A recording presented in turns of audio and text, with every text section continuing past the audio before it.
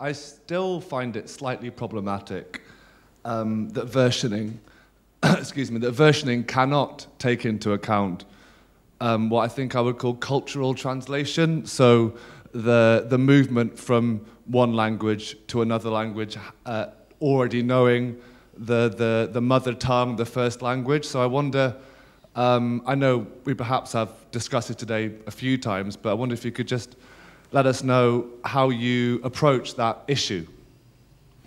I think one of the problems is none of us are professional translators, and therefore our motivation for making versions are very different from people who are actually doing a proper conscientious job. In which case that would involve the kind of consideration that you're proposing. I mean, that kind of cultural translation, but I don't think we act quite so responsibly. And I think that's the need, to define the thing as a broad spectrum from, faithful translation in which, the purity of your means and expertise justify the ends, and maybe where we are, where the ends, sort of always justify the means, no matter how indefensible they are. And I think that, unfortunately, that's not something that. If one were to also take that on board, and it's just a start thing more than anything else, the whole thing about cultural translation and equivalence, it would be yet another constraint. It's hard enough writing poetry without also having the content given and also having to sort of, to start worrying about cultural equivalence. You would never get a poem out of a game that had, so many rules.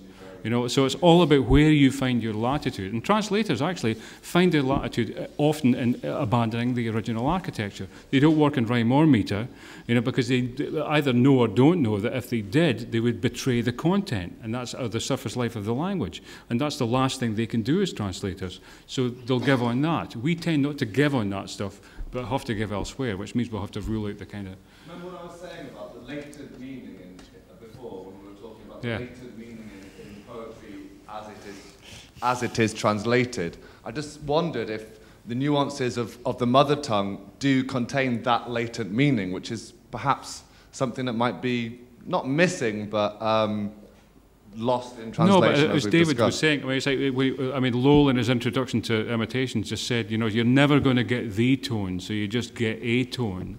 And the reason you can't get the tone is the tone, such as it exists, sits at the confluence of so many different cultural, linguistic, sort of forces. You will never find an analogue or a coordinate that will be anything like that in the target language.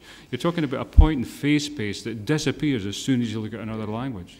So, it's Blossom Deary is the person I turn to for this. She had a great version of "I'm always true to you, darling, in my fashion."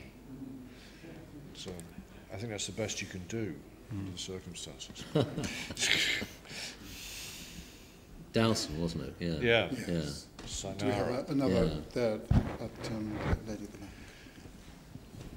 You've mentioned the sort of healthy instrumentalism, of approaching translation as something you want. It's something you want to get out of a text, and you have your own reasons for doing it. I wondered if you found any interest for yourselves in the experience of being translated, or if that was something that that had ever, the contact with the translator working on your own work out of English, whether that's something that any of you would. I can't hear that. Sorry, could you say that again louder? Oh, right, sorry. You got two deaf people up here. Sorry, and I've got a cold, so I'm not very audible. But your own work being translated. Oh.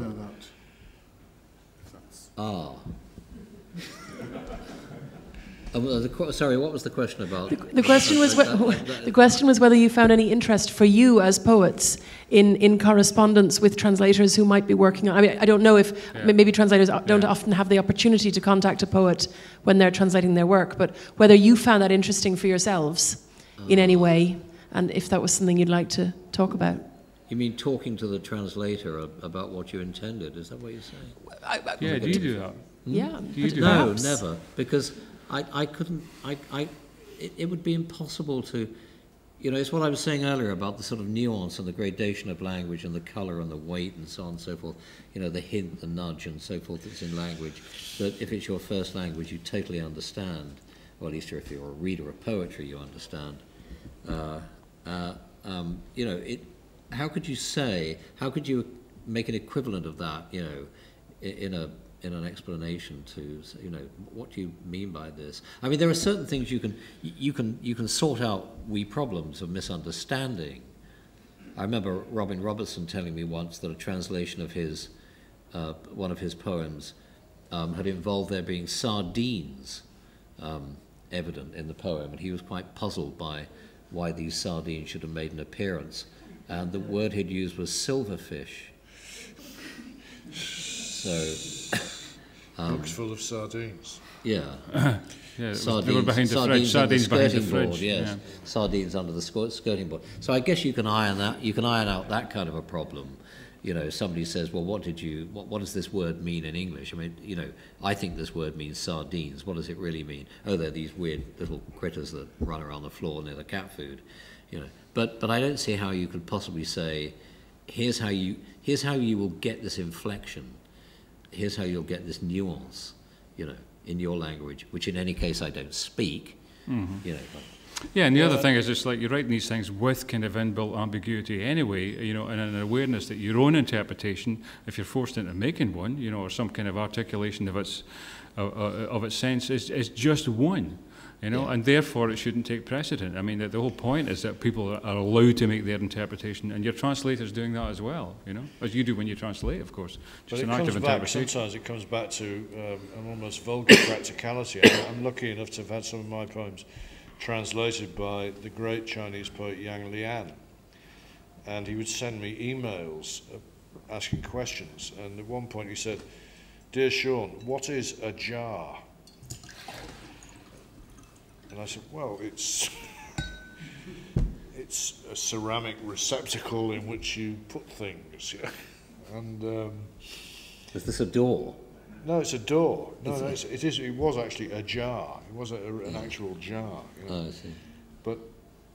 And he speaks English, you know, with extraordinary fluency, you know. But the idea of there being a jar or a jug, it may have been a jug, presented a difficulty. So it's sort of a really kind of early level of engagement with the language presents problems, which can in themselves be fruitful, I suppose. Yeah. But it's also kind of I suppose this, you know, that maps onto our own experience of translating. We always translate out of enthusiasm, and occasionally you get a translator who's doing it for money because they're a professional translator. So, I mean, I've had emails from my ex-German translator that said, "Dear Don, you know, I am absolutely fed up of your poetry. I do not want to work with you anymore." Thank you, Henning Arends. It's mutual, Siegfried. Well, I can add a small kind of addendum to this. So I had a PhD student who's a Chinese student working on a poem by Swinburne in which the word snowdrop appeared, and the student was writing about this poem and had read snowdrop as a synonym for snowflake because she had never seen the flower. Yeah. And it hadn't occurred to her that that word could have a different meaning. Yeah. And I read this, and she came and had, I was talking to her, and I couldn't think of anything to do. I said, a snowdrop is a flower, and we went to the computer and Googled snowdrop. And sort of images of this thing came on the screen. And suddenly, you know, then she realized, but the flower itself had no associations or meaning for her. And imagine if that's the case, how complex idiom and the demotic, you know, are. I mean, getting to grips with that. I really do feel that unless the translator has the original language pretty much as a second language, I mean, it's incredibly fluent. Fluent to the point of being mistaken for a native, as it were, then it's better not to worry about the original. Well, I suppose one of the great contemporary poet translators is Derek Mahon, you know, who is, extraordinarily fluent in French, you know, but he translates all the French he translates into Mahon, you know. Yeah, I gather he's not that fluent, but it's all that comes out as Derek Mahon. Which is quite a tribute. Yeah, you wouldn't want it any other way. Yeah. It's one of the world's great languages, Mahon.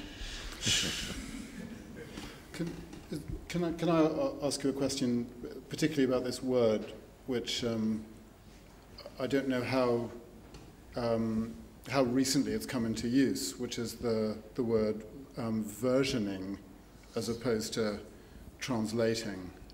And I know Reza Tahir-Kaman, who's in the audience here, will be familiar with this, that when Edward Fitzgerald first published Rubaiyat of Omar Khayyam, the title page of the first edition reads, translated into English verse. It was anonymous, didn't say who by, just translated into English verse. From the second edition onwards, it says rendered into English verse. And the change from, which is clearly is akin to this idea of versioning rather than translating, that he'd stepped back from that technical term to this more concessive kind of term. But what worries me, I suppose, is that the term versioning sometimes feels like a concession made by the translator to themselves, as it were. And I wonder what you... What kind of concession? Well, that it is giving oneself the license that the term translation would not give. Well, that's the problem. Yeah, it's a baggy notion. That's the point. It's a baggy notion, and I suppose you can get away with all sorts of stuff by saying I've done a version of this and so on and so forth. But there's quite plainly a difference between, although I know some people can't take this on board, there's quite clearly a difference between good work and bad work. I was trying to explain it to somebody earlier, and I said it has to do with the difference between good and bad furniture. If you sit in a chair and it collapses under you, you're sitting on the floor, and you know it's bad work. If you sit in a chair that's going to collapse under you, but the chair collapses, but you still you're still hovering in midair, then it's because you haven't understood the process. You're lying to yourself. So you can, yeah, sure. It's possible to cover all sorts of ills by talking about versioning, but there's still good work and bad work. I think the only time I sort of really would take my hat off to literal translations, I mean, word for word, cold,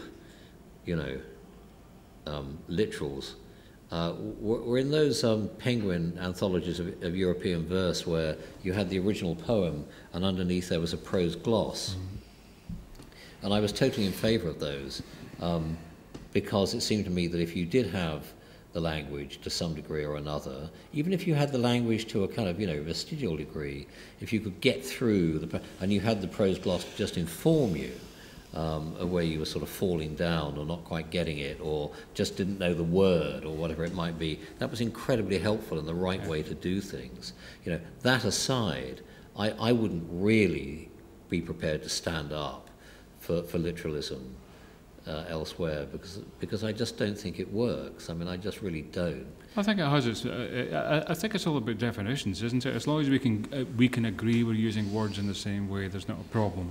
As long as translation designates a certain kind of word game and versioning another, there's not a problem. It's when we hear one, it's sort of we read one and hear the other. Yeah.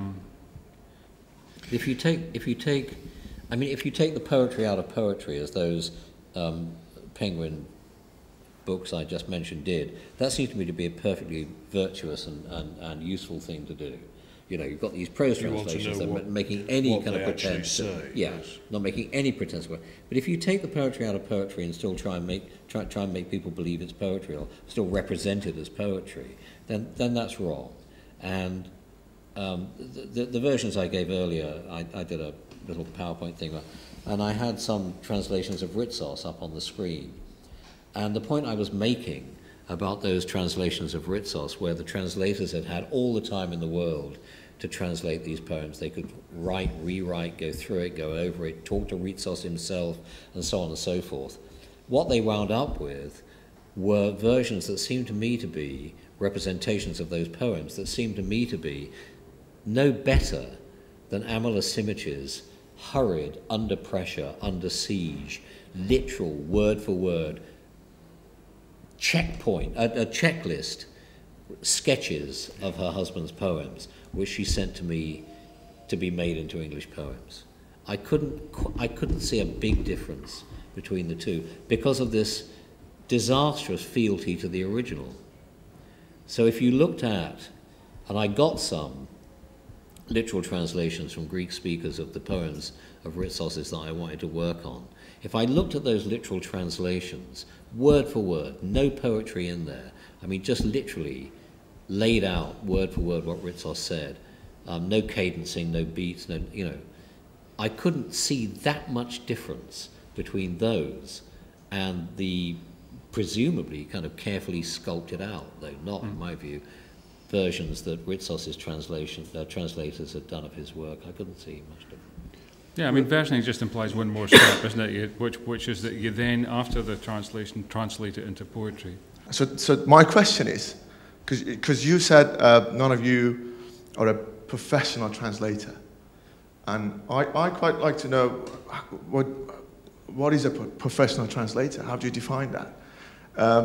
Going to what Danny said about Fitzgerald, I think part of the reason that Fitzgerald decided to change the title from translation to rendering was that he never thought of himself as a professional translator. Yeah. But he was the person amongst all those translators of Persian poetry in the second half of the 19th century who were actually his own mentor, Edward Cowell. He was an academic. He knew Persian, and he was in that sense a professional translator. But he never managed to kind of gain himself that eternity, that everlastingness with which we associate Edward Fitzgerald for his translation of the Rubaiyat of Makiyam. So I'm going to go back to my first question. What is it? In your definition, who is a professional translator? What is a professional translator? Well, my colleague at Newcastle in the Modern Languages Department, Francis Jones, is a very distinguished academic translator from, for example, Dutch and Serbian languages of which he has a great deal of knowledge. And his task, as far as I know, Francis does not write original verse himself, but you know, his life's work is to try and bring these poems through into English. So I take him to be a professional translator. Though I wouldn't exclude anybody who wrote their own stuff from being professional. But if you see where the emphasis lies, you know, that his interest is in the act of translation rather than the benefits that might accrue to his own work. But nonetheless, a professional translator might be doing so for the same reasons that we do so too, which is out of spiritual affinity. I think if work on poetry takes place in the absence of something like spiritual affinity, or whatever you want to call it, then it's unlikely to be any good at all, because you simply will be incapable of infusing the target language with the same kind of excitement of the original. Yeah. You know, it undergoes an alchemical change, you know, when you're excited about what you're writing, and it's kind of irrelevant whether you're doing so with a translator's expertise or a poet's working with a crib, you know. In the absence of that affinity, it's just not going to work.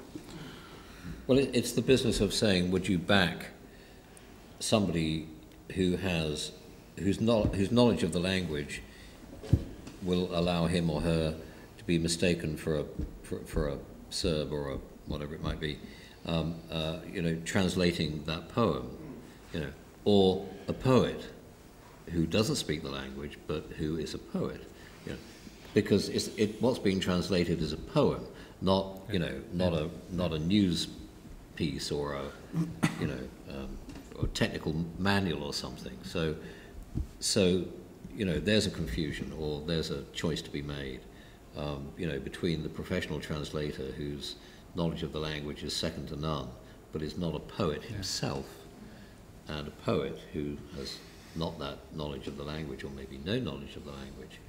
It's a conundrum. I back the poet, you know, frankly.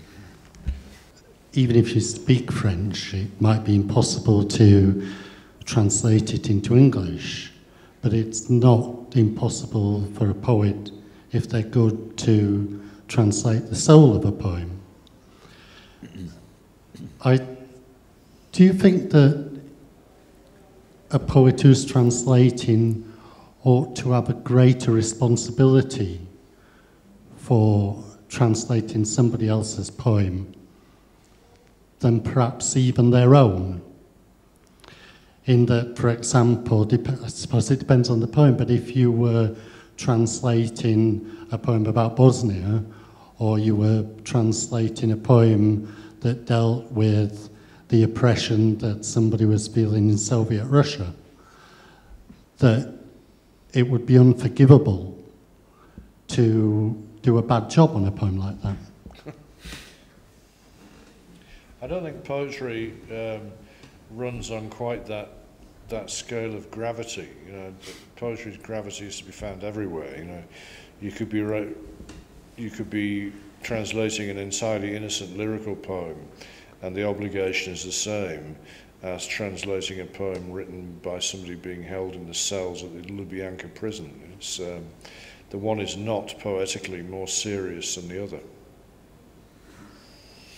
Yeah, and I think and that's sort of predicated on the assumption that poetry's effect, regardless of what it addresses, is catalytic. You know, and you have to believe, it's a leap of faith, but one has to believe that the lyric poem can affect the same kind of inner change, you know, and the perception of how things are as that political poem. So yeah, you go about it with exactly the same sense of responsibility or freedom or whatever. Well, as Adorno pointed out, you know, even the most sort of privately lyrical poem is really a poem about history and society, just pretending, turning its face away from other aspects of its occupation.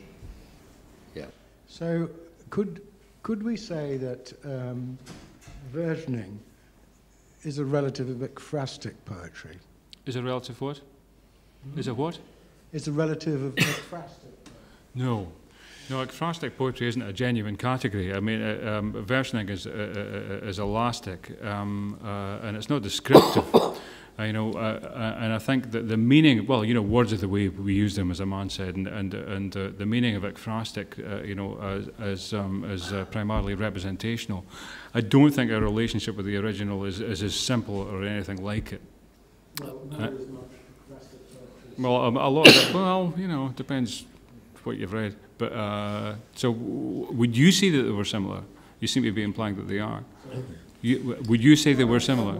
Sorry, love. I think it's a more complex relationship, you know, because I think the prompts, basically you're working with someone whose prompt is in the same medium, you know, and ours is already a strange meta medium that runs on the science system of language, and the things are simpler when you're working between media. When you're working with the same media, it's a much more of a complex dialectic, I think, than say the text and the visual. When you're working between two texts, it's a hall of mirrors. You know, it's a mise en abîme. You know, I think it's a far more problematic relationship than the ekphrastic. That's my feeling. Could I just take a slightly different angle? In musicology, there's quite frequently a difference made between study of musical works and composers, as notes on the page, and the reception of musical works, which is about audiences, about various kinds of mediation.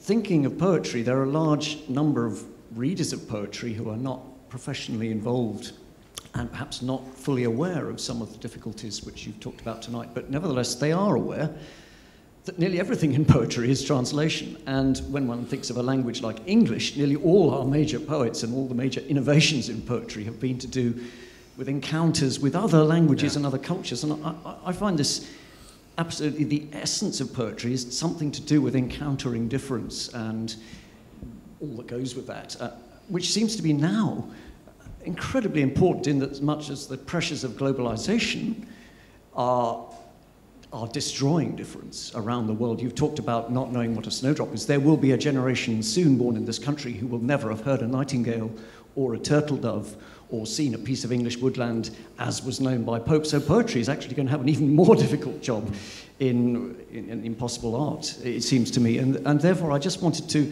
perhaps balance out the pathologies of translation by saying that as a general reader and not as a specialist, it's a hugely important thing, and I'm very welcome. I welcome the labours that poets take to make other poems and other cultures at least partially available, which of course then might encourage one to try and take the step to make them more available by study and so on. Yeah, but you don't want to do that. If you do that, you get people translating it of commission rather than enthusiasm, you know, and if you do that, then you're going to get more bad poetry. You know, so I think you have to be careful about demanding that, you know... I wouldn't make a demand, I'm just being grateful, yes indeed. No, I know you're not. You're being very polite in your demands. I see what you're saying, but I don't think we have any right to expect that kind of instantaneous translation. You know, it's just like, I think it has to meet its fellow soul in the other language before, you know, an effective conduit can be opened up in that way. Well, I'm going to... bring this part of the evening to a close, and I'd like to express our thanks to our three poets for a really extraordinarily interesting and stimulating discussion. Thank you very much, three of you.